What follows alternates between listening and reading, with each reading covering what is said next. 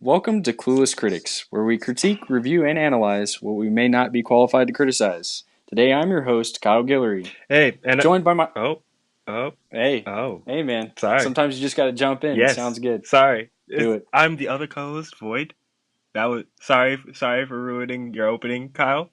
I'll let you Hey, continue. it's all good, man. It's all good. So, we did have some technical. We're gonna go with technical, you know? our everything is Technical our bodies are difficulties. having technical difficulties. Our mouths are moving at supersonic speeds while our brain is just Taking a sitting sweet there. ass time. Yeah. So this is our second take, but it's okay. We're not upset at all. It's only the second take. There's no reason to be upset. So we, we're gonna go ahead and go straight into our what we've been doing recently, what we've been watching. Yeah. And honestly, I haven't been really watching much, so you're gonna have to go first, Okay. man. Like, what have you been up to? I was watching and looking at Injury Reserve. Not really watching, listening to. They're a rap group from I think Arizona. Yeah, I believe that's the case. They're from Arizona. They're pretty good. They came up with like this EP or so.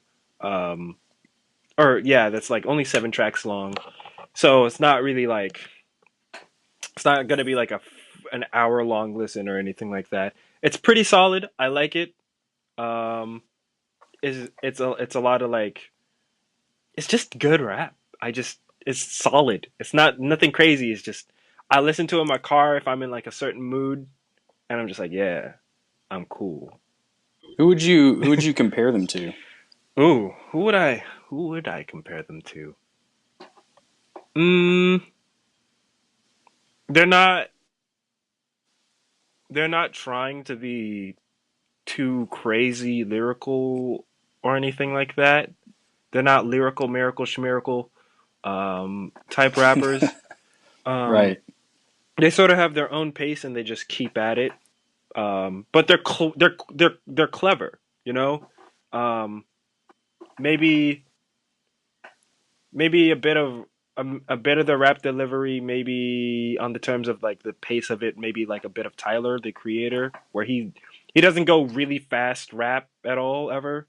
But he Okay. has like keeps a certain bop, a certain pace, depending on the song. Um, and let's say they have a lot of like in this particular EP, it's very like it's basic in a good way. Like it's like every basic rap element just done executed well. You know? Yeah. So it's more along that hip hop side of things, right? Yeah, basically. Okay. All Um, right. So it's not like poppy at all. not really. No. Okay. I And mean, didn't it's you called you "Drive It Like It's Stolen." right? Yeah. Hey, man. If that doesn't give you a That's clue about the vibe, it's just like hey, that can be pop these days, dude. I don't know. I guess. So, but yeah, you had mentioned earlier another. Is this a group? Everything, or is this an Oh, individual? What is it? everything is a rock group from I believe the across the pond, the Great Lake, as we called it, the Atlantic. Um, they are they're just good, I guess.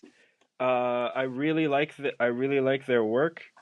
Um, there's one song that I really dig from their like I believe their previous album called Cough Cough, and it's just it's high tempo, um, really well executed. I guess rock. I don't. I'm not as educated on rock as maybe I should or wish I was. Hmm. So I don't know if I can get the specific genre that it is, but I enjoy it. It when I listen to that music, I every time I listen to that type of music, I'm already thinking of like making a music video to it and animating it.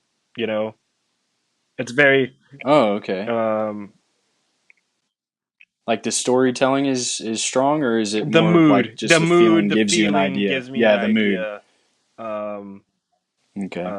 it's it's it's great. It it's great. Hmm, I like it a lot. that's good. Yeah. Um, I can say the one thing I did started yesterday. mhm. I didn't like I told you before we started. I haven't watched the whole thing, but I decided to start my movies or my compositional studies, specifically multiple character scenes compositional Mhm. studies for my next phase of things after I was studying form, and that starts with Schindler's List, and This is guys. This it is his first. it Before he continues, this is his first time watching and consuming this movie. Oh, he chose this so movie for it's his compositional. I just want that to sink in. yeah, and to show how heavy with amazing compositions it is, I watched the first 40 minutes for about 3 hours, finding 30 stills. So I've taken 30 screenshots, and I'm like only 40 minutes in, and I not even to like any crazy part of the movie. It's just the beginning build up, and yeah, I'm really ready to start these Are things. Like, you are you yeah, also they're good. doing what I call the director's look at composition, where or I guess maybe just artists, where you're looking at like how why he chose that shot for that like or how it evokes the Oh, with emotion the for the scene or oh the of the beat or scene. whatever. Well, yeah, I don't really have a honestly. I don't have a good grasp on how the emotion connect. I mean, I kind of get it. Mm, I kind of like to a certain degree yeah. understand it. Just like on a basic level, like I understand that certain angles, like upward angles at Mm, characters, gives a certain feel of things. I but for the most part, excuse me. I'm just looking at the how it fits within the rule of mm, thirds, and because that's used so mm, much in this movie specifically.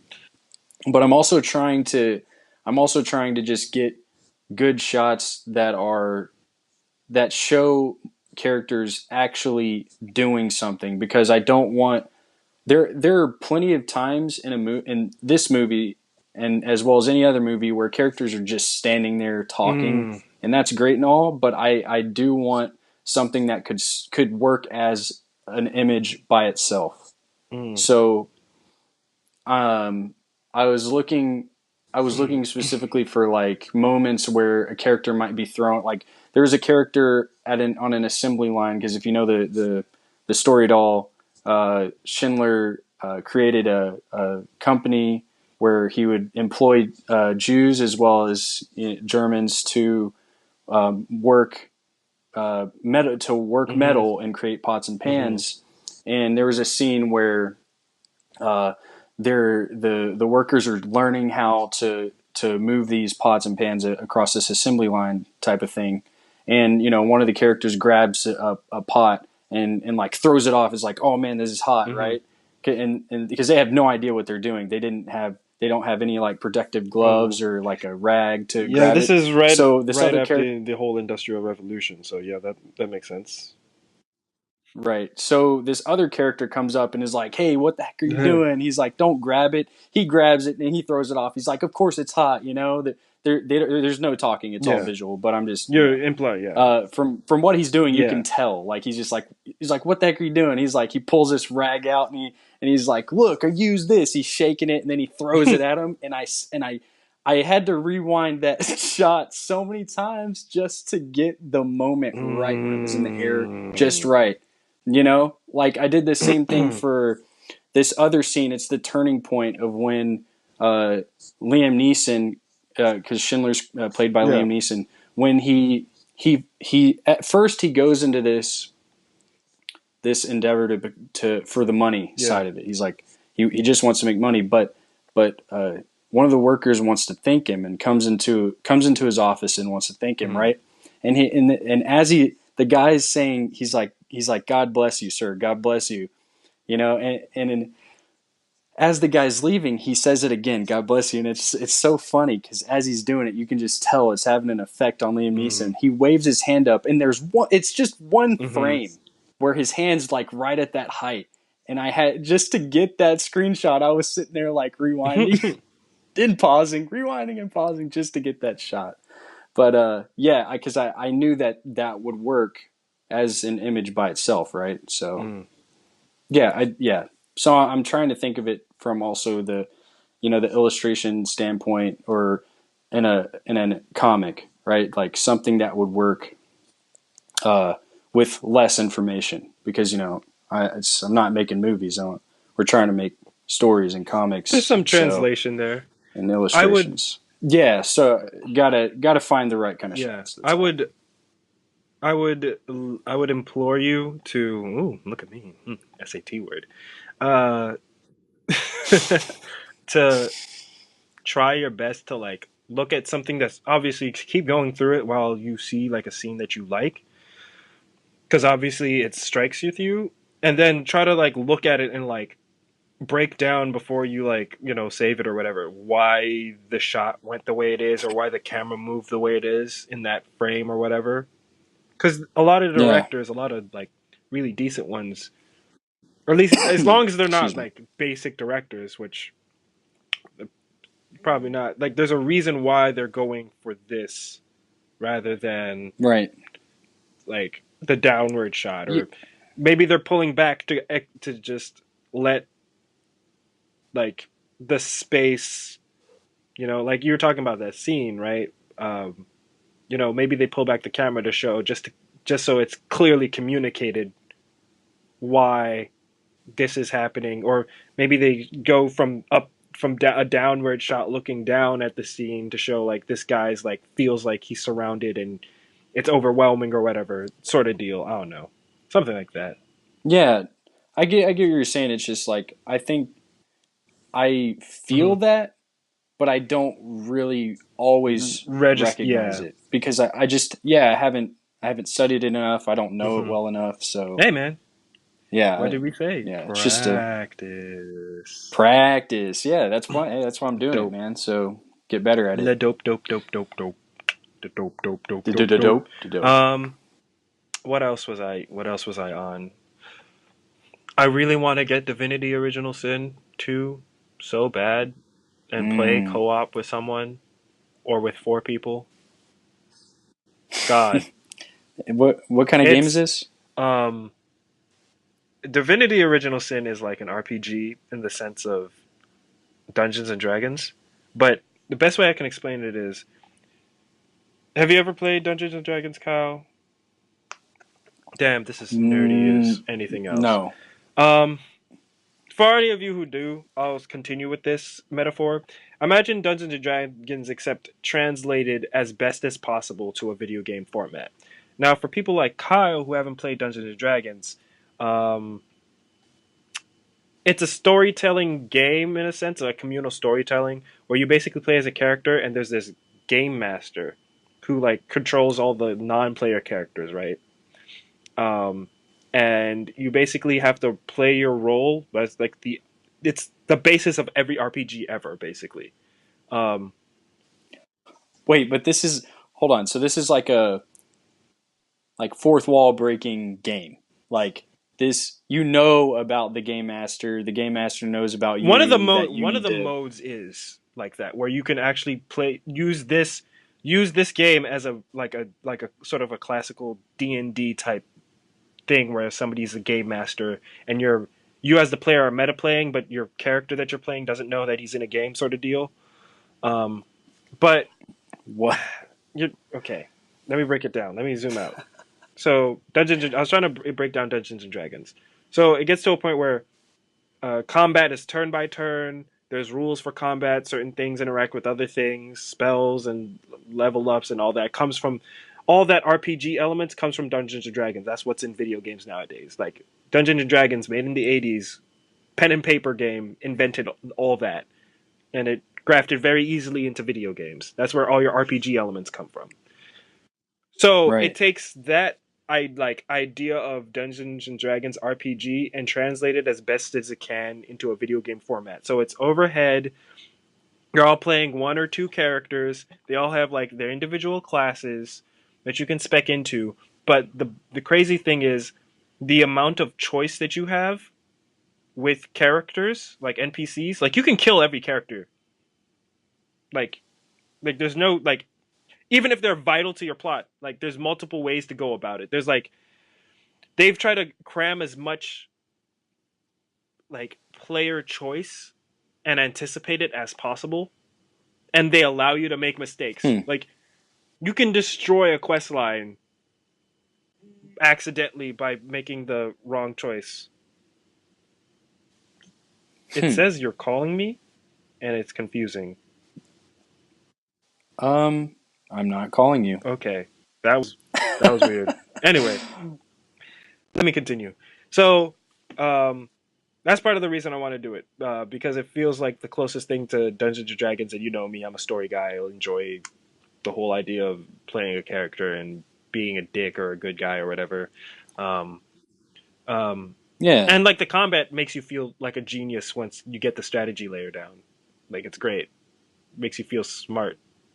And when you're playing with other people, like that whole collaborative, like okay, use your fire thing on this oil barrel over here, make it explode, and then I'll come in and backstab him on my turn. So like when you pull off a good team play, you're like, man, we are we are geniuses collectively. Is- Wait, so It's turn is based. it turn based then? It's turn based Okay. in combat, but outside of combat, you can move around freely and stuff. And it's it has Oh, this cool little okay. thing where like let's say your one character is in combat, he'll be turn based, right? Right? Or like, Right. but if one character was sneaking around in regular time and they haven't spotted him, he'll still not be in combat. And then so you Huh. can sneak. You can do this See, play where you can like you one character can talk to an NPC and another character can sneak in behind them and steal stuff from them, or like get in but sneak in behind them, and then once you finish talking dialogue and battle commences, one of your characters already behind them, ready for the backstabs. Right? Like it that's makes you feel like awesome. a genius for like That's thinking, cool. and like things interact differently. Like you can bless like you can like you see a character an NPC that's dying, right? And you're like, or on fire, and you're like, oh, I have a rain spell, rain, he's healed. Or if you don't have the spell yet, he will die. And you'll be like, well, there goes a potential quest line that could have like, or he'll be like dying and decaying, and like decaying makes it so that healing spells kill people. But so if you don't have the right spell or you don't interact with the right item, like it can mess with your stuff, and it's great because it allows you to make mistakes and keep going. Like a Hmm. real Dungeons and So Dragons it sort of doesn't. feel. Yeah. So it doesn't act like you're not No, breaking the game. it's It's part of the just game. it's a part of the game. Um, Right. That's cool. the I only like way that. you It's a cool can like concept. mess up is if like your choice leads to your character, all your characters dying. That's it. But if you somehow survive your Hmm. mistake, you're good to go. Heck um, yes. yeah, Sounds I good. I played the original, not original, but I played Divinity Original Sin on PS, and it's two player, and I really liked it. Um, I played with another person from the Discord at the time. It was fun. Um, but now that it's like four player, I'm like, anybody who has a PS4, bruh, let's get it. Yeah, that's what. Other than Cuphead, did we already talk about Cuphead Yeah. in this What recording or the again? one? In this recording? No, Well, we didn't. also, I We. also want I'm Cuphead. pretty sure we didn't. God, the music and the Cuphead. rubber, was it Yes. rubber hose animation? Mm. That's what it's called? I got it Rubber from hose Aaron from animation? Game Grumps, and he's more of an animation guy, so I assume he's correct. Yeah, rubber hose. It makes sense because if you look at them, they like bounce around, like their limbs are like rubber hoses. You get it? Like the whole everybody's limbs is like a curved line, but they bounce around, so it looks like a rubber hose. Yeah. Yeah. So I'm like, makes sense in my That head. makes sense. Yeah, that's funny. It's good The music is visually, and as I was saying legit. before, yeah, they did a great Yeah, job, man. gameplay wise, visual wise, sound wise. Yeah, I from what I can see, like I said, I've only seen 3 levels, but I'm definitely Friends, definitely friends liking how it whose looks. ideas friends whose um opinion on video games I hold in high regard were just like, yes, this is the game. Yes, this This is the this is game. the game. And I'm like, I understand. I understand, Scotty. Um. So yeah. Oh, my man. I'm ready for what you're gonna critique next, dude. I got a glimpse of this before I'm pre-recording. not. Yeah. So yeah, I'm not. There's nothing to critique. It was more just Okay. an observation. Before I get to that, I'll tell you. Tell you the funny part. The experience of sitting next to my Okay. sister during that game. So, preface. Or premise, whatever. How do you? It doesn't matter. So I went to the Astros versus the Boston Red Okay. Sox first playoff game with just with my family. So my mom, dad, uh, Yeah, you posted that on your sister, and Instagram, brother. right? Okay. Yeah, just a Follow him picture at of the Fish field when I Gills first got if you there. want to see that juicy pic as well as his art. Shameless plug. Oh my gosh. Yeah. All right. So I only took that one picture because I don't. I honestly, dude, I don't care for pictures. So I don't care. So I took the picture just to let people know Hey, where it's I'm an at. event, you Just know? like, that's it. So man, all I did. Okay, so it was a real shit show. So the thing is, it was a bad Oh, experience overall. I like not because okay, the game was fantastic and what I learned from it, what I'll okay. tell you in a second, was fantastic. But some things happened, and our family ended up sitting in different sections. My dad sat by Oh, himself because my stepmom, she accidentally bought 4 tickets instead of 5. I don't even know how that happened. It was okay. It okay. was it was terrible. It was overall not a great time. So but this was even like a cherry on top. My sister, her what she understands as cheering is a little skewed Okay.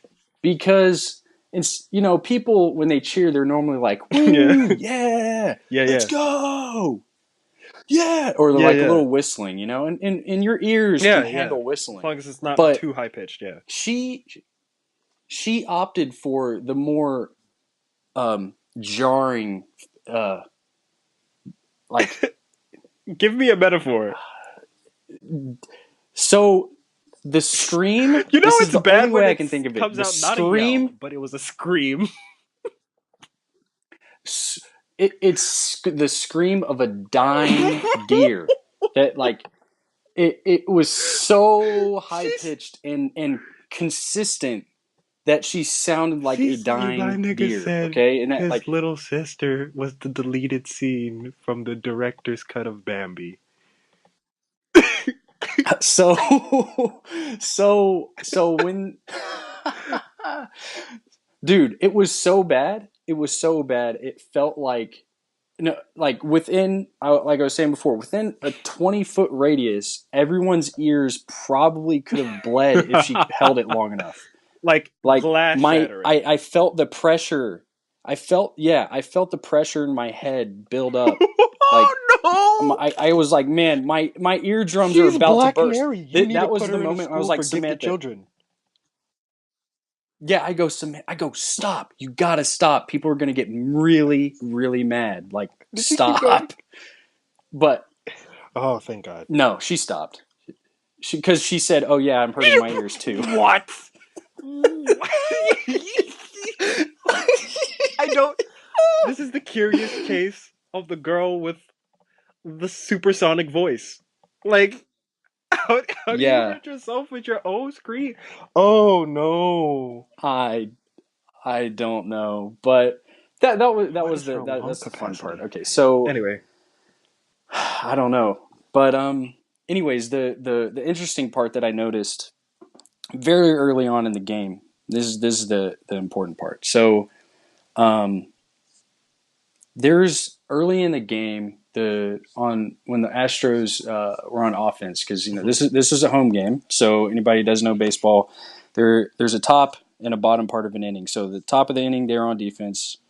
When they on the bottom of the inning they're on offense. So the first batter he struck out. Okay, and when I forgot this is an important part of the story too. When he struck out, so if so there's a thing that batters do sometimes where if they don't like he had a full count. So a full count is 3 balls, 2 strikes. So if he gets another ball, he'll get a free base. So he'll walk, right? Okay. So a ball is a pitch out of the strike zone. A strike is a pitch within the strike zone. So if he takes another strike, he strikes out. If he takes a ball, he walks. So he takes the last pitch. He thinks it's a ball, so he throws his bat and starts running down the line. And then the umpire rings him up. He's like, 3, you're out.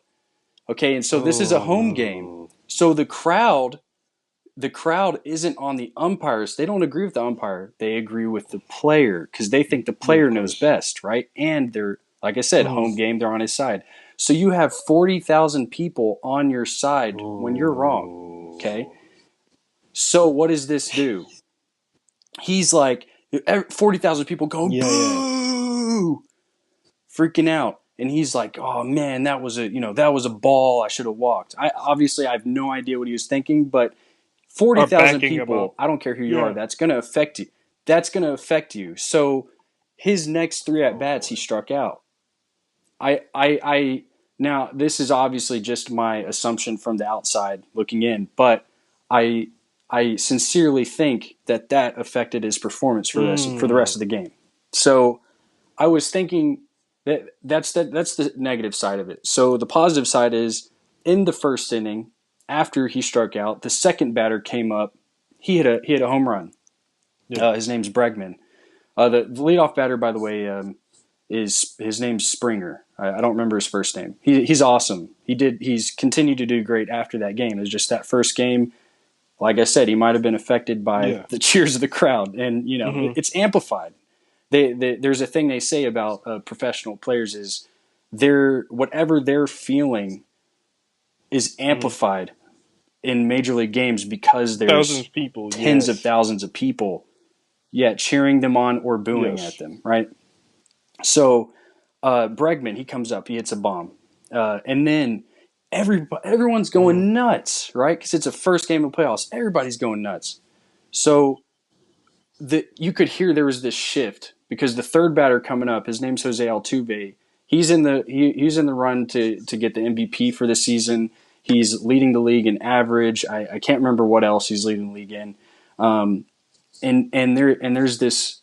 There's this cheer that as soon as that home run happens, they were cheering for Bregman, and then it just shifted to Altuve cheering for him, and it was MVP, and he hasn't gotten the MVP yet. He hasn't gotten the MVP yet, but it just shifted. Yeah, so that shift MVP from for Bregman to MVP. He came up and hit a shot for a so Bregman hit a bomb, he came up and hit a Back to bomb. back, Freaking like shot, right? Jordan. Back to back. And everybody goes nuts. So Back like the top 5 lethal weapon. I was like, holy shit. I came to this game thinking I wasn't going to learn anything. I was like, this is going to be a break from, stories and art. And I was like, no, this is perfect. Crowd, how a crowd can, or how a crowd can affect the psychology of a human in performing. Yeah. So I was, as soon as I saw that, I was this is gold. Psychology how do I of use a story, this in a story? Yeah. Yeah. I don't think we've ever seen that in a tournament arc. Where a crowd, because a tournament arcs, it's mostly the psychology between the two fighters, their techniques and stuff, but we never have the crowd at sometimes after the fight is won or what, the crowd goes crazy, but you never see the crowd be like, yeah, and then affect the mentality of a fighter in the middle of it, Yeah. Yeah. And there's a mindset that you kind of have to learn early on, and I think this is why it's so important for sports, is that you have to learn to have ice water in your veins, not be affected by anything focus. And stay cool. I think that's just that's performance, laser focus. Because I feel like the people who you're a top grade performer, not necessarily the people who kill it from the outset. Yes, but especially from a breakdancer or a battle dancer where you're freestyling, I think the craziest people are the people who make a mistake as professionals and then somehow are able to either recover or make it seem like their mistake was planned or a part of their set. Right. They don't let it, I know for me as a fact, when I get up on stage and I feel like I've made a mistake in front of a crowd, there's a large chance that's going to affect the rest of the thing, because then you're like, oh, you're thinking about the mistake, but then you're not thinking about moving on next. The people who are really professional can hit a mistake, roll with it. With 30,000, 300,000 people staring at them. Right. Yeah, and I think the reason why I brought that up is because there's a limit to how well that works, the ice water in your veins mentality, because you can't block out everything. It's 40,000 people. It's you hard. Can't block You'd out have everything. to literally just be earmuffs, staring only at the pitcher. Yeah, exactly. Earplugs, staring only at the pitcher. Yeah. And even then, I don't even know if you have to be wearing earplugs and earmuffs, and maybe, just maybe, you'd be all right. Yeah, that's why I really want to. I feel like that would be something. I feel like we could dive into that with the idea we were thinking of with the whole ramen thing, because it follows that sort of. Because I mean, we haven't really gone into it, but I think we were thinking along the lines of some type of tournament based thing. So I think we could totally use that to a certain degree. That's crazy. But yeah, I'm the crowd. How the crowd affects a human being. I mean, that goes to a larger point about creatives, and especially on this age of the internet, where we even me, right? I have it's not that big, but honestly, if you thought about it, 300 people or close to 400 people in a room, and they're all like, "Hey, I'm staring at your work." And you're like, I think the internet helps distance us from it, because you just see it as a number sometimes, but sometimes I gotta think if I'm posting this up and 300 people are in a room just staring at this, and they're like, oh, that would exceed the capacity of a lot of places, a lot of public places. My house wouldn't fit it. No. That would be it'd be a lot of people. The way I thought of it, this whole crowd scenario, I could just be overshooting the thought of this, or just overthinking it, but it felt like the crowd was just a force of nature as opposed to people, because it has an influence. So, but it's but the way people were thinking, they It's weren't not thinking like nuanced. the way I watch a game. Yeah, like the way I was thinking of the game was like I'm thinking from experience. Like I know how these certain situations in the game affect you as Mm, a player. Like you don't disagree with the umpire with the strike call because it puts you in a bad mhm. mental state for your next at bats, as well as alienating the umpire, pissing him off, and possibly Yeah. giving you a bad call. So like I was thinking from the Mm, perspective of a player and also a you coach, did right? both, Because yeah. that's what I do, but not yeah, but not just as a A regular fan, fan. like A cheering. regular So, fan, I would but have you yeah, talked to your so dad about it because they just I would like to see his perspective or if he agrees or what he would say. That'd be interesting. But maybe for later. oh no, Okay. yeah, no, I did talk to him about it. Mm, He just kind of agreed with me. Like he was like, yeah, he just said it has a huge impact. Like I don't know, we all felt it. But yeah, like the reason why I say force of nature is because everyone's reacting like mhm. emotionally and with their basic understanding. I don't know. Like I don't know how much 40,000 people there could be It's some the same. amazing baseball geniuses in there, but for the most part, everyone's Mm. getting drunk as shit and just It yelling it no at the longer top of their becomes an lungs, individual right? emotion, it becomes a collective emotion. Yeah, Yeah, collective, collective. Is yeah. that what you said? Collective When emotion. human beings get into a large group, whether it's at a concert or anything, you see this in riots, you see this in concerts, you see this in there's just a group like it's weird how the sheep analogy is so and not even like in a negative way, just as a statement of fact. It's like something happens and like the crowd sees it and then like maybe one person's the catalyst, but then the whole group so it just sort of spreads from the like Yeah. epicenter and then there's it's weird how like it doesn't even it's not like a thought process about like do I agree with what's happening here da, da, da. Like you just like most of the time you just do like when you're in a group like that Do yeah. Yeah, it's not the more we're thinking about it, talking about it, it's kind of scary to think about because because it like oh removes man, personality trait sort of like a normally yeah, patient person when in a yeah, group of people who are complaining as 4,000 might actually get into the mood of complaining even though normally he's just like I'm a patient dude, yeah.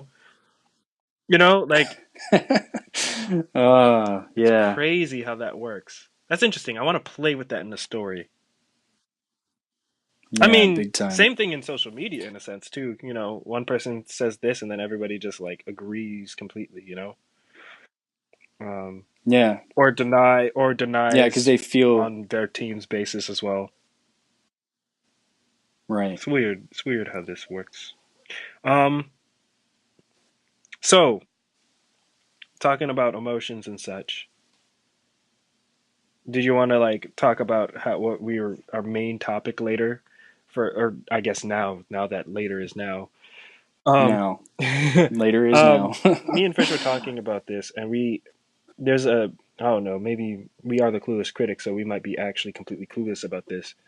Um, but there's a feeling I get when creatives or creators um, like from their stories where I feel like especially amongst us we value what I guess most mental health people would say is negative or bad mental states or bad mental things that like fuel our creativity. So for example, Van Gogh, it would probably be easy to say that man was depressed for a lot of his life. But you could also say that go Yeah, and we're talking like artists hmm just in general using their emotional yeah, states as a yes, catalyst to and create us something. valuing it Right. um Okay. and maybe even like is it possible to write a sad point of view or like something dark while you as a creator yourself are feeling okay? Like you could be like, can you be happy and be writing a depressing story? Like, is it possible? Yeah, I I don't know. I I don't want to go that route and say for Yeah. science and do it, but I know at some point, like with whatever stories Mm. you and I make together, or I make on my own, that it's going to happen. Like there's just because of the things I Yeah. know I want to say, there are a lot of negative things that Mm-hmm. I want to Mm-hmm. address, and uh, I guess I'll just find out when I do True. it. Um, but I will. The way I was thinking of it earlier was if as consumers were affected by it, then of course a Mm. writer is. True. Sometimes we forget Like that there's creators are human beings. yeah, I mean, and they're not just they're not just getting it in one sitting and then recovering from it or Exactly. whatever, feeling the effects of Mul- it after. They're living with it Multiply how for much time it takes for you to read it by like mm, 50 times. And that's maybe the minimum amount of time they spend on that. Like in their yeah. brain just percolating. Yeah, so I guess we'll Because just find out, man. it comes up to this topic of like, and I don't know if this is a good or bad thing amongst us, like Kid Cudi, obviously going through things, but his music comes out from that, like top tier. Kanye West, a lot of people speculate that he might be bipolar, and especially, and then he made what, 808s and Heartbreak, probably his most sort of um, uh, minimalist, darker, auto-tuned, but like also very well received album after his mom died and his girlfriend of his longest time at the time broke up with him. Um, on top of like, you see Louis C.K. has said he struggles with depression, but he's one of the like most loved comics. um, uh, Robin Williams, obviously, like the whole time, right? Yeah. Um, and we could keep going. It's like this idea of mental health, but also being in an altered mental health state gives us like this perspective, um, that I guess maybe normal people.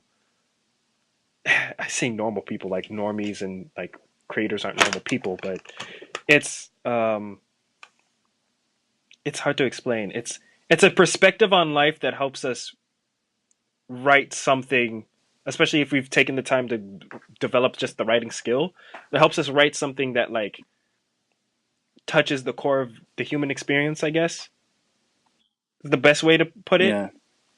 And maybe the best way I can think of this is like the any of you who watch Rick and Morty, there's an episode where the two titular characters, they go on this crazy adventure and they're like basically struggling from PTSD, and they have to go to a spa.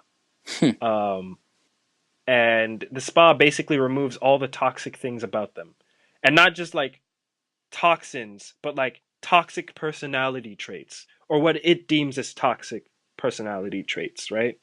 Which is revealed later as the whole idea of what is toxic, what is good. And the whole idea of the show is, as these characters are separated from their toxic parts and their toxic parts gain sentience and their healthy parts gain sentience, you start to see like all these things that people call healthy aren't really healthy if you ever push to their extreme. Like an extremely confident person at all times is a sociopath. Like if you really like think about it, like you sort of That's what they. This is wait. Okay, so this is Rick and Morty. They actually. So it took all yes, the all negative the stuff things, out. I'm just trying to understand this. It took all what all they the thought negative was the things negative out. side of them out. So Morty, Morty, the kid, is he hates what he hates about himself is how like cowardly and insecure he gets. Like about he hates himself and all that. So that was removed. So there's a negative, a toxic Morty that's like, oh, I hate myself. He doubts himself all the time. He's not brave, you know. But then the healthy side of Morty is just like healthy. He's always like feeling good, and like it gets to a point at which he sort of gets to like this American Psycho where he's just like so confident that he's willing to like he like becomes the king of Wall Street basically, and like Yeah. he's just confident enough to be like, nah, whatever, you know. Like it's sort of like the idea of like you need that balance. So he becomes manic. It's like super He's not manic. insane It's more manic like it's with yeah, it's sort confidence. of like Like, that manipulator, but like in a way that's like so persuasive that you can't do anything about it. Like, uh, you'd have to watch the episode, but it was the basic idea is that we sort of need those doubts to balance us out from doing like actual bad hmm. things, you know, or like you Yeah, need yeah. you need the doubt, you need the sadness so you can appreciate the confidence and the happiness, you know. Yeah, of course. Yeah, the So balance. and that was all extrapolated to like a bigger point of this was a bunch of creators having a critique on like the industry of um, shout out to Wisecrack and their podcast on this. Let's look them up. This is where a lot of I'm getting a lot of this from, but um, their critique on like the psycho uh, the psychology industry, like the mental health industry. Whereas like what is the standard of healthy Hmm. for anyone? And like their standard of healthy is like, oh, you're never afraid, you're never this or never that. But it's not that's not okay. Because if you're never that, you Uh, can that can lead to some really bad things.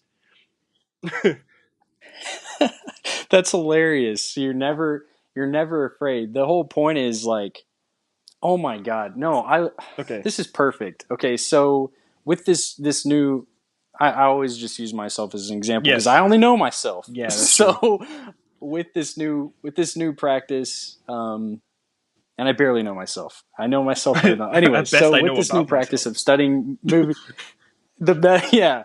So with this study of the compositions for movies and everything, this morning,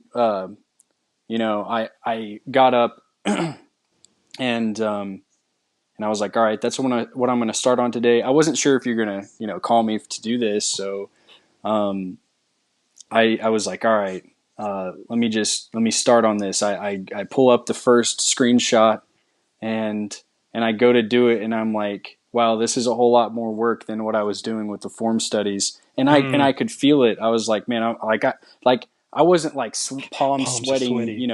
like freak. Yeah, I wasn't like Palm freaking spaghetti. out. No, well, I mean, cause that's dude. My palms get sweaty when I'm nervous and scared and shit. So, Can uh, you know, are you nervous um, already? I what I no, but I I was feeling it. I was like, man, like I'm afraid of this new practice because I just haven't done it enough. I think to the Yeah, degree yeah. that I'm gonna do it now. So I was like, all right, I'm gonna have to jump into this, but first let me do a warm up with the form stuff before I Okay. start this thing. And as a way to just to get myself warmed up for painting, uh, and but at the same time, it's kind of Mm, putting it off, But like, no, like I like the fear is necessary because yeah, now I know I mm-hmm. need to tackle this thing because if I'm afraid of it, that Yeah. just means I suck, and I need to suck it up and practice this this new thing that I haven't I done know before. It you, it's perfect because it lets you know what you need to what you practice. need to You need do. to run at what you're Like, afraid of yeah, over and over again until you're no yeah, longer afraid. Once again, confidence is something that's earned. yeah, If we had confidence, if we had confidence when we didn't have skill, we just have a lot of bad stuff out there. And some people, some, I mean, I could make a critique about people putting out a lot of bad art, I guess. Or in my, my opinion of bad art, or bad skill, and being extremely confident about it. Good for them, I guess. But it's Hmm. sort of like that. It's still that idea of like, you know, confidence comes with experience, um, and also Yeah. and also just like the idea of confidence, huh? Well, and gaining And and gaining gaining knowledge. Yeah. knowledge as well, because doing the like an ample amount of or the a sufficient amount of research so that you know enough about the subject to not be so afraid to tackle it as well. Uh, Like I feel like that's important too. Like you need to know about the thing. Like I in the very beginning of the whole art thing, none of us. I mean, I don't know how. I mean, I'm sure there's quite a few people who grew up with like knowing what the fundamentals are to begin with, but I don't know. I nope. didn't know I what just drew. like I what just the tried to hell is copy all pictures I this? thought looked cool.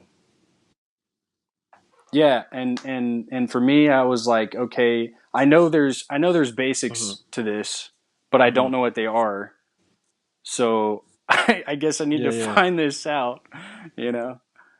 Uh, And yeah, yeah. I don't know. And just I think maybe even on like if you pull back to a more moral thing, like e- w- the greatest atrocities are done by people who think they're completely right all the time. Which you can get into character stuff for that. If you're writing a character and he thinks what he's doing is right all the time, no matter what the ideology is, there there's a good chance that there might be some moral quandaries that he's ignoring. Sometimes doubt is needed so you can like question like, okay, what is the actual best path, to follow. Sometimes fear isn't bad. Sometimes sadness isn't bad. It's the balance between the two and putting that in your characters. That's how you write compelling Right. characters. And, yeah, and that's I had totally forgot my point with the whole not knowing what Yeah. the fundamentals were. So all I meant was is that it made it less Mm. scary to become an artist once I found Yeah, yeah, out yeah. what they were. And I'm sure that's how a lot of people feel. You're like, "Oh, wait. Oh, you only need to know how to draw cubes, spheres and cones and cylinders and you can paint Basically. anything with those?" Oh, what? At first it was like, what the hell is this magical thing somebody's doing on this screen right now? It's like, I'm never going to be able to do maybe that this. Like maybe that, that it goes freaks you that out. maybe that goes into the whole idea of like when like why people sort of think artistic things are like a god-given thing because they just view it as like what, like they just don't understand it. They see it as like magic. Yeah, Yeah. what is They're like this? they try it Yeah. once and they're like they Yeah. look up and they see this guy making like this photorealistic thing and they're like, I understand like a human face because I see it all the time, but then they like I guess I don't understand. And then they're like, then it's like if we were to go back in time and then go back to the ancient Greeks and be like, hey, you got any tablets? And they'd be like, yeah, and they show you this stone thing, and then you're like, here's a tablet, and they're like, how did you put these little men in here? What is going on? You're a god. Oh man. But yeah, but like how okay, so yeah, I get how it helps us all, these countering these counter emotions to the happy ones or the more viewed as Hmm. positive emotions. So how how does this relate if we're creating something like well, you need that balance to create the story so that it's appealing, because if everyone was just if you made it might be pretty funny. Oh man, no, Yeah. that would work. That would work. It would work even if you were to, because like you just said with Rick and Morty, creating a story where everyone's so totally on the positive side. Well, Oh the thing is, they man, balanced it with the point of that view that of would toxic Rick and toxic Morty, and then healthy Rick and healthy Morty. Yeah, but yeah. So, have you ever heard of the game We Happy Few? Yes. Okay, so the idea is everybody takes Yeah. the joy pill or the happy. We'll call it the happy pill, so people get the Yeah. idea what it does. You take this pill, and it makes you just feel an insane amount of joy. Like it's too much to the point where the character at the beginning of the story, um, this is the very beginning, so kiss my butt. It's not a spoiler, all right? So Kiss my he butt. he he's The left he cheek he's off explicitly. the effects left cheek. So he's Hmm. off the joy pill, and he goes into a room where his coworkers are at, and they're like, "Oh, come eat, come eat some of the candy out of this pinata with us." He's like, or well, they're saying, "Come hit the pinata." So you hit the pinata, you bust it open, and you see blood and guts and all this disgusting shit all the stuff all over the table. I don't know if are we going clean or I not? already Have think we I decided? cursed at the beginning, so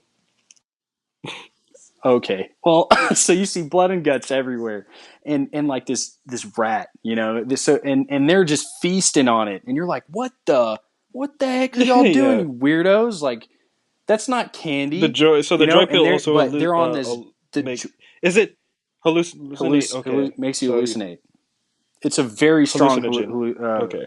hallucinogen. Yes. So you know, when you're found out to be what they call a downer, so someone who's normal, That's being the operative basically, word. but Yeah. someone who feels Yeah. negative emotions, right? So that they send you off of this, out of this city into this other area where all the other downers are at, and you can. It's great because once you get over there, you actually you have to fight your way back. Not it's not really fight, but like find your way back to that island or the city with everybody taking the joy pills. Right. And Because are the downers evil? when you Okay. no, not at all. They're just normal. Honestly, they're normal people trying to survive. There's a plague going Okay. around and all kinds of stuff. I'm not going to spoil it too much, but yeah, they're not bad people at all. So when you take the joy pill, because it allows you to take it in the game, right? Because you have to get past certain security, like Okay. certain defenses and stuff. When you do, it changes everything. Everything's all bright and colorful and all this stuff. But I mean, you there's a drawback because if you take too much, then you become the the negative effects are Oh. stronger. So you become like mad. I think there's some kind of Oh, like madness crazy mad? Okay. system. Okay. Crazy, yeah. Once the joy Oh. pill wears off, It's so addictive. it's kind of like this. Yeah, it's very addictive. So I think that's a good. I think that's a good metaphor for like if you are feeling If we extreme if happiness. if Sometimes I I don't. feel like we live in the especially in the first world, we're in a we try our best to like not experience negative emotions or negativity, but Yeah, in our chase for doing that, for like cutting down on being patient or you know or delaying gratification or uh feeling pain, emotional or otherwise, and are trying to dodge that as much as possible, we're neutering ourselves. Uh, it, yeah. That actually can cause a it lot of addictions too, because people. But just this is a okay. horrible aside, but uh, we're going this direction we're going, but yeah, people people's Mm, coping mechanisms become basically. addictions. So like you're avoiding, like you feel like shit, your day is terrible, so you drink a little bit or smoke some weed or whatever. It may, I mean, you're just avoiding Mm, reality. mm. Why avoid reality? Like just deal with what you got to deal with.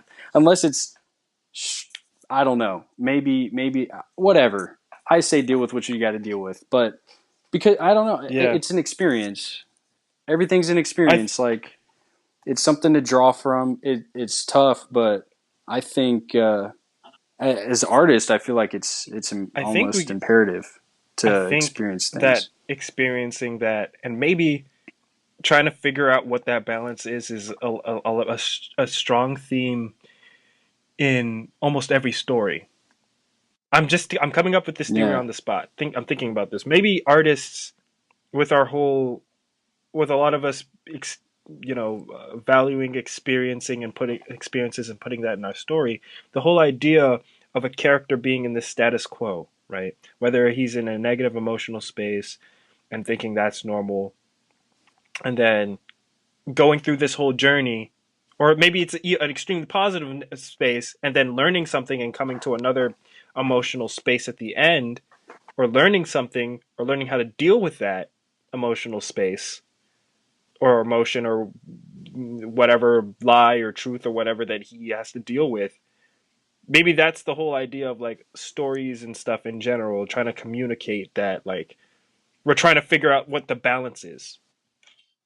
Should we be chasing yeah. happiness or should we just deal with it? Are we trying to like that's a very big theme in a lot of just stories, philosophies, and all that. The struggle of pain, emotional, physical, and all of that. You know.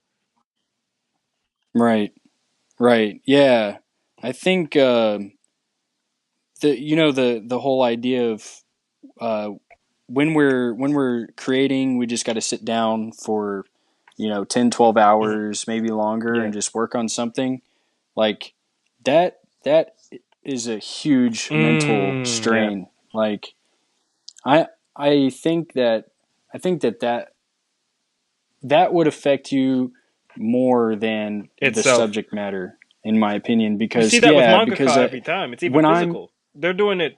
They're doing that, yeah, except expedited because they have a weekly deadlines, and they get yeah, sick for that's why years. like it's Wears on the body. yeah, yes. There's so many manga and anime that I've followed in the Mm-hmm. creators in the hospital. I'm Mm-hmm. like, Mm-hmm. what the like why? Like why? Just let them rest, Like I'll wait. I I'd rather think it's wait, because I don't know, I 3 to think it's 5 because years. we're now at the perspective of a creator. So we're like, yo, you got to let these men rest, right? But when you're a consumer, especially a consumer that doesn't create as well, like or create a lot or create Mm, for like or create art for people, you sort of like I've been guilty of this. I'm not trying to point fingers, but I've been guilty of this where you sort of forget that the creator is human and you just see him as a machine for the story.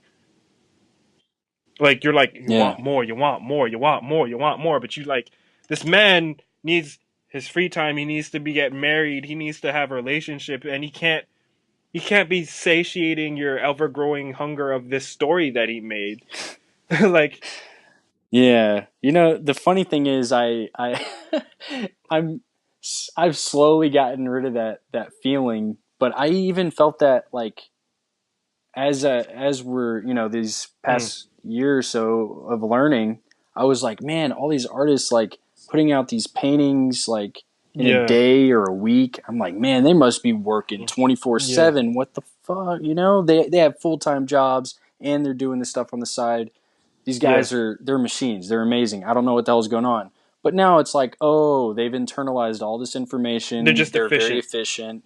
They have their work. Yeah, they have their and their work time and they're workflow and done. Like everything's they're to a not. T where they can Yeah, expedite. That's what I'm so jealous of. yeah.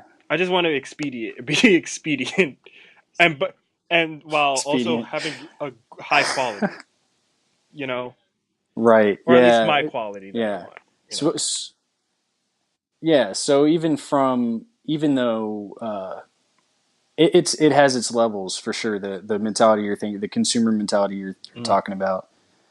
I would also go from the other side and say there's a YouTuber called Ooh, Captain I've heard of him. Christian who he puts out these amazing videos where he just talks about one subject he really loves and Mm-hmm. just goes on about it, right? They're short and concise. They're not super long, but he doesn't put them out very often. Mm. And you can see in the comment section, seemingly normal people. I don't know. He has a couple Okay. million followers, so not everyone in that demographic is a Yeah, yeah. creator. Obviously, there's no way. And there are people who are saying, "I'd rather wait for your videos for however long just because Mm. of the quality," you know. And these are, Maybe yeah. there's a So I feel contract. like quality. Maybe there's a contract that's being made here, right? When you start out as a creator and then your first thing is made is put out, and then your second thing is put out a month later, and then the third one is put out a month later, people expect months. Uh, So when you start out when you're yeah. doing Okay, I it get a what you're lot, saying. maybe that's the thing. When you're doing it a lot and you're posting stuff every day, people start to expect every day. And then the moment you start to slow down, they're like, Yeah. what are you doing? You're getting lazy." And you're like, "No, I'm trying to live." That's funny. That's true. That makes a lot of sense. That makes a lot of sense. I'm gonna have to think a little bit harder about how often I post in Yeah, but Instagram now. it's crazy, right? Because you think about, we don't complain that same way about comic books in the West, where it's like either 2 weeks or a month. But when a manga is off a week or taking a hiatus for a while, they're like, people are like losing their minds. Yeah, that's crazy. Crazy. I mean, it's not crazy. I get it. No, when you say it that way about the contract thing, it makes sense. You set an expectation, It and makes when you change sense. the expectation, you're just gonna have to eat the blowback, I guess. But that's the Yeah. nature of the beast. Or at least just like tell people like, hey, I'm gonna have to be like, hey guys, I'm gonna have to take it slower because this is ridiculous, you know? Yeah. Yeah. And if they don't Yeah, like it, you they don't sort of like it, just I gotta eat guess. it, you know? Phew. You have to balance whether Yeah. everybody's built differently. Sometimes some people thrive on posting every day and can do it. That cool. Some people thrive on posting every 2 years, and and they're cool with that. There's a happy medium for everybody, but yes, as a creative, you want to think about your post and just, I guess, maybe just being upfront with people or your fans, at least giving them that. Yeah. Yeah. Oh, that. Yeah. Hmm. It's an It interesting was. That was aside. good. I think we can end the episode here Yeah. today. Sorry that it hasn't been 2 hours like our last couple, but hey, Yeah. We got excited the we got last excited couple the last couple times, times. and also we were trying to Uh, get back on the Monday schedule for our recording sessions. So we had a less yeah. days to experience life and talk about it. So Oh, yeah, that's right. That's why I was wondering. I was like, man, it feels like I haven't watched anything because we were talking about yeah. the critique section. I'm We had a like, last week we dude, had to I haven't. postpone our recording till like Thursday. So Yeah, we've had yeah, that's literally true. less time to talk about it. So I guess this time we're gonna have a little Okay. bit longer, thank goodness, to actually have something to talk about and experience throughout the week. So until next time, see ya. Yeah. See y'all later.